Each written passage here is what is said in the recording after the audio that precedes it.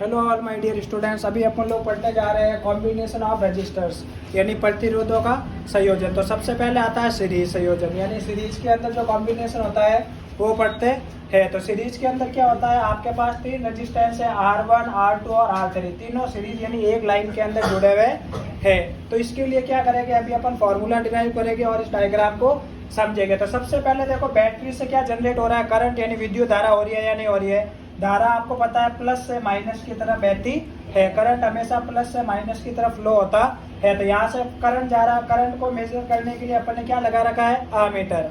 आई बात समझ में। आमीटर हमेशा कैसे जुड़ता है, सीरीज के अंदर जुड़ता है। उसके बाद तीन रेजिस्टेंस R1, R2 और R3 अपन ने जोड़ रखे हैं और उनके पैरेलल वोल्टेज को मेजरमेंट करने के लिए, पोटेंशियल डिफरेंस को मेजर करने के लिए क्या लगा रखा है, मेजरमेंट एपरेटस वोल्ट मीटर लगा रखा है, जो कि आपके पैरेलल जुड़ता है। तो बैटरी के, तो ध्यान से सुनोगे अभी आप लोग सारे, बैटरी के पॉजिटिव से आमीटर का पॉजिटिव जुड़ता है और बैटरी के नेगेटिव से आमीटर का नेगेटिव जुड़ता है। सिमिलरली बैटरी के पॉजिटिव से आपके वोल्ट मीटर का पॉजिटिव जुड़ा है और बैटरी के नेगेटिव से वोल्ट मीटर का नेगेटिव जुड़ा हुआ है। तो अब यहाँ पे देखो, इसके अंदर अगर करंट आई जा रहा है तो यही करंट आपके R1, R2 और R3 के अंदर बहेगा या नहीं बहेगा।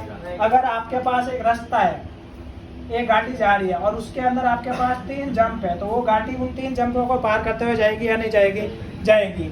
आई बात समझ में। लेकिन इन तीनों का जो वोल्टेज है वो आपके क्या होगा, डिफरेंट होगा। तीनों का जो वोल्टेज यानी पोटेंशियल डिफरेंस है वो क्या होगा, आपके डिफरेंट होगा। तो यहाँ पे अपन, आप सबको पता है ओम का नियम आपने पढ़ रखा है, V इक्वल क्या होता है, IR होता है। अगर इसमें सर्किट की बात करूँ तो इसके अंदर टोटल वोल्टेज है V equal V1 plus V2 plus V3 होगा या नहीं होगा, होगा। तो V की वैल्यू क्या है, IR। तो V1 की वैल्यू क्या हो जाएगी, आपके पास IR1 होगी या नहीं होगी, क्योंकि देखो करंट सबके लिए I सेम है। तो यहाँ पे क्या हो जाएगा, IR1 प्लस ये क्या हो जाएगा, IR2 और ये क्या हो जाएगा, IR3। यहाँ से देखो I कॉमन आके कट रहा है या नहीं कट रहा है, कट रहा है। यहाँ पे देखो I इक्वल, I कॉमन आ गया, R1 plus R2 plus R3। I ने I को कट किया तो आपके पास टोटल रेजिस्टेंस का formula R1 plus R2 plus R3 आ गया है। ये आपके सीरीज के अंदर क्या होता है, टोटल रेजिस्टेंस का फॉर्मूला होता है। अभी अपन 2017 का एक क्वेश्चन करेंगे, तो जिसमें आपको क्या बोला है, यहाँ पे आपको रेजिस्टेंस दे रखा है।